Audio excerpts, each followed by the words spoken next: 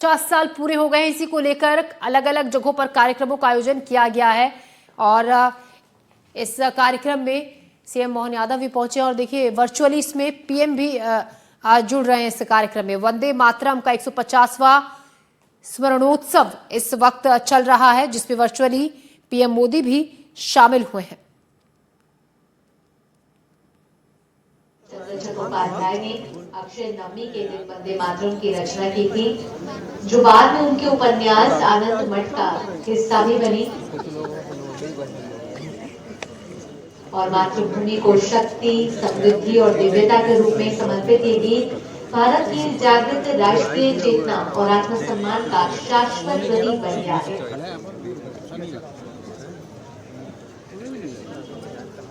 सही है। और इस उत्सव की पूर्व संध्या पर प्रधानमंत्री नरेंद्र मोदी ने अपने सोशल मीडिया प्लेटफॉर्म पर भी लिखा था कि देशवासियों के लिए ऐतिहासिक दिन होने जा रहा है, क्योंकि हम वंदे मातरम गान के गौरवशाली 150 वर्षों का उत्सव मनाने जा रहे हैं। ये वो प्रेरक आह्वान है जिसने देश की कई पीढ़ियों को राष्ट्र शक्ति, राष्ट्र भक्ति की भावना से ओतप्रोत किया है। इस विशेष अवसर पर प्रधानमंत्री नरेंद्र मोदी शामिल होंगे और एक स्मारक डाक टिकट और सिक्का भी जारी करेंगे और इस अवसर पर एक सामूहिक गायन इस आयोजन का मुख्य आकर्षण होने वाला है। आप सभी से भी अनुरोध है कि आप सब भी चाहे घर बैठे हो या जहां पर भी हो, इस सामूहिक गायन का हिस्सा बने। मैं हूँ इधर इसके साथ देश भर के 150 स्थानों पर विशेष कार्यक्रम आयोजित हो रहे हैं और आज से जो ये स्मरणोत्सव है शुरू होकर अगले एक साल तक यानी 7 नवंबर 2026 तक चलने वाला है। मैं लगाता हूँ वीडियो के ये गान हमारी राष्ट्रीय भावना, एकता और देशभक्ति का प्रतीक है। कॉल पे आ जाए, कॉल पे आ जाए। मिल जाएगी। आज का दिन देशवासियों के लिए ऐतिहासिक है कि हम अपने राष्ट्रीय गीत वंदे मातरम की 150वीं वर्षगांठ मना रहे हैं और इसका मुख्य आयोजन इंदिरा गांधी इंडोर स्टेडियम में मेरे को आएगा होने वाला है। अब से कुछ ही देर में इसका उद्घाटन प्रधानमंत्री नरेंद्र मोदी करेंगे और उससे पहले ये एक प्रदर्शनी है जो उसके वंदे मातरम की ऐतिहासिक और सांस्कृतिक महत्वता को प्रदर्शित कर रही है। अलग अलग पहलुओं की जानकारी प्रधानमंत्री नरेंद्र मोदी को यहाँ दी जा रही है।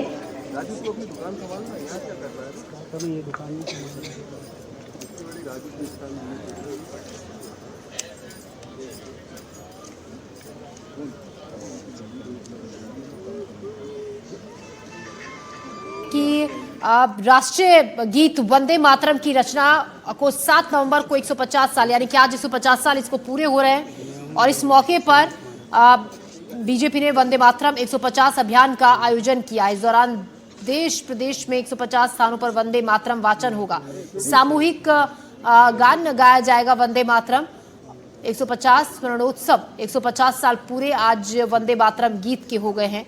इसको लेकर अलग अलग जगहों पर रंगारंग कार्यक्रमों का आयोजन किया गया है।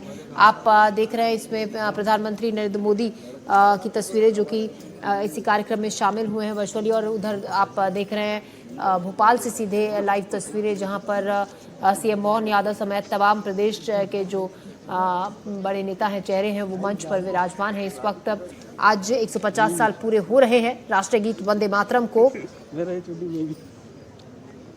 तो वंदे मातरम का वाचन प्रदेश के आपको ये भी बता दें कि मध्य प्रदेश में 150 जगहों पर किया जाएगा और सामूहिक गान इसका बस अब से कुछ ही देर में शुरू होगा।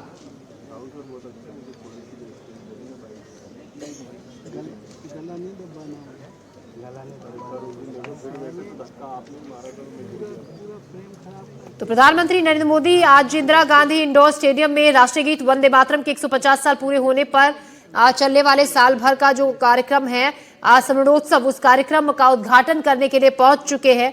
इसके साथ ही पीएम मोदी एक स्मारक डाक टिकट और सिक्का भी आज जारी करेंगे। तस्वीरें आप देख रहे हैं, इस कार्यक्रम में ये सुबह 9:30 बजे से कुछ ही देर पहले ये शुरू हुआ है। पीएम मोदी ने अपने social media handle account x से भी इसकी जानकारी दी थी। तो अगले साल यानी कि 1 साल तक ये कार्यक्रम चलेगा। 7 नवंबर 2026 तक ये कार्यक्रम चलेगा। अगले ये पूरे 1 साल इसको सेलिब्रेट किया जाएगा। हम वंदे मातरम गान के गौरवशाली 150 सालों का उत्सव मनाने जा रहे हैं। आज से ये शुरू हुआ है। आज 150 साल इस गीत को हो गए हैं। ये प्रेरक आह्वान है जिसमें देश की कई पीढ़ियों को राष्ट्रीय भक्ति की भावना से ओतप्रोत ये गाना करता है। इस विशेष अवसर पर आज आप देखिए लाइव तस्वीरें इस वक्त देख रहे हैं। सीएम मोहन यादव भोपाल से आप लाइव तस्वीरें देख रहे हैं। शौर्य स्मारक से तस्वीरें आप इस वक्त देख रहे हैं। हम सब के लिए बहुत दिलचस्प होगा कि इस पुस्तिका के माध्यम से हम इस कविता के विभिन्न आयामों, विभिन्न पक्षों को भी जानें, इसका अध्ययन करें। माननीय प्रधानमंत्री श्री नरेंद्र मोदी जी इस समय भारत की राजधानी दिल्ली में अपनी उपस्थिति में पूरे राष्ट्र को संबोधित कर रहे हैं और इस कविता के मान में, इसके श्रद्धा में विभिन्न समारोह जब परिकल्पित किए गए हैं तो भारत की राजधानी में माननीय प्रधानमंत्री जिनकी मंशा पर अभी 2 सप्ताह पहले मन की बात में विशेष रूप से माननीय प्रधानमंत्री जी ने वंदे मातरम की इस कविता का जिक्र भी किया था।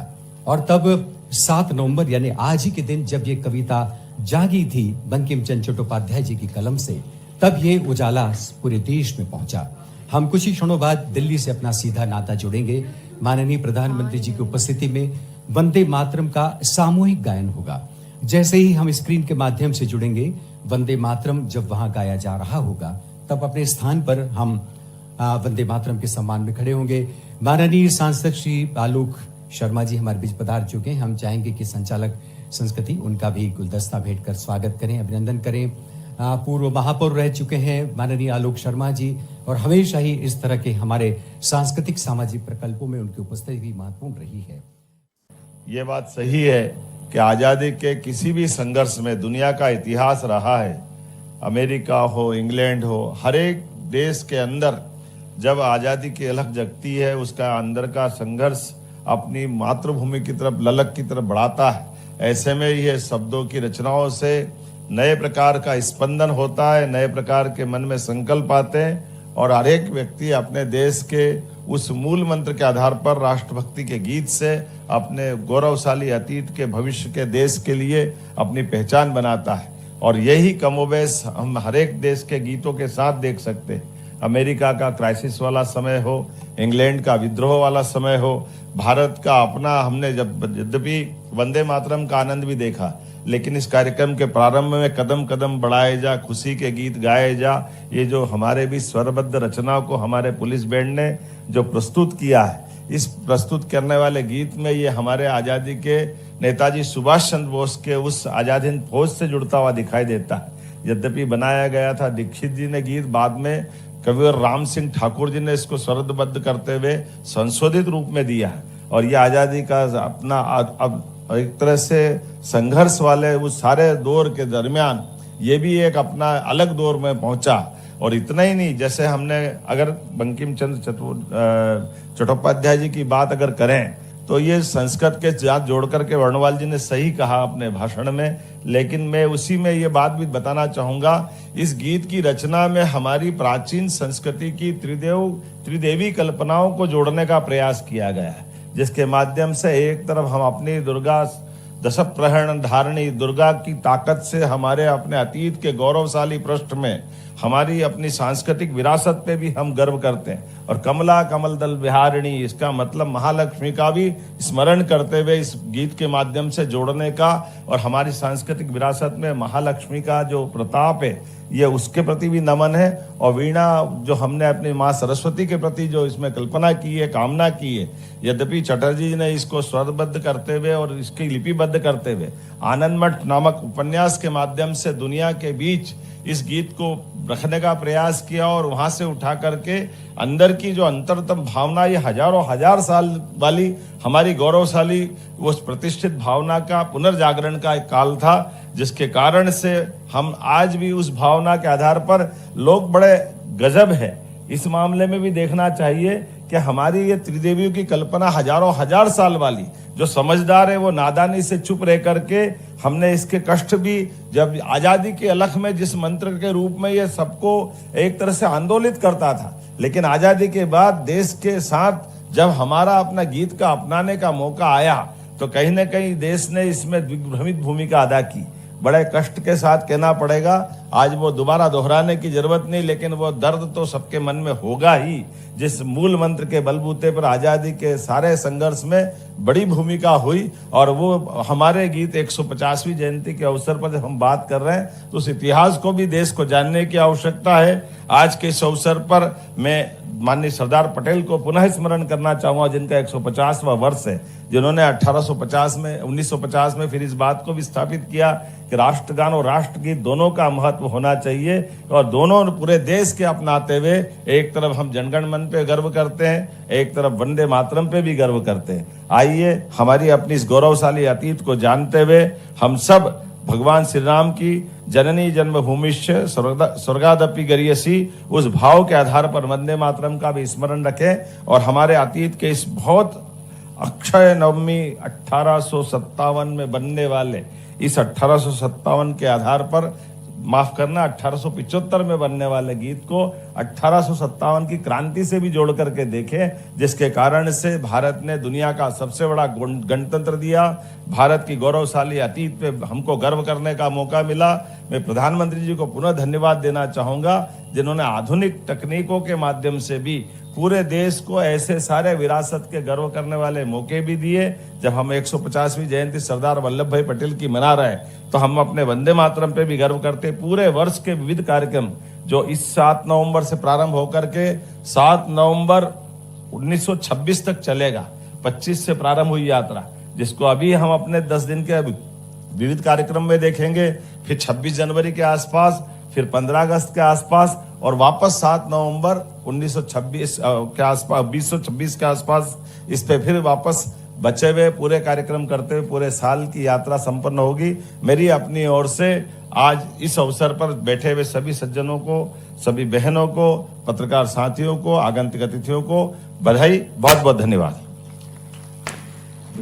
राष्ट्रगीत वंदे मातरम के आज 150 साल पूरे होने पर सीएम डॉक्टर मोहन यादव को सुन रहे थे। सीएम डॉक्टर मोहन यादव ने बताया कि कैसे ये हमारी एक ऐसी धरोहर, विरासत, जिसका आज 150 साल पूरे होने पर ये भव्य कार्यक्रम का आयोजन न सिर्फ भोपाल में बल्कि देश की राजधानी दिल्ली में भी इस कार्यक्रम का आयोजन किया जा रहा है। और 150 साल पहले बंकिम चंद्र चट्टोपाध्याय जी ने ये लिखा था वंदे मातरम और गीत गाया था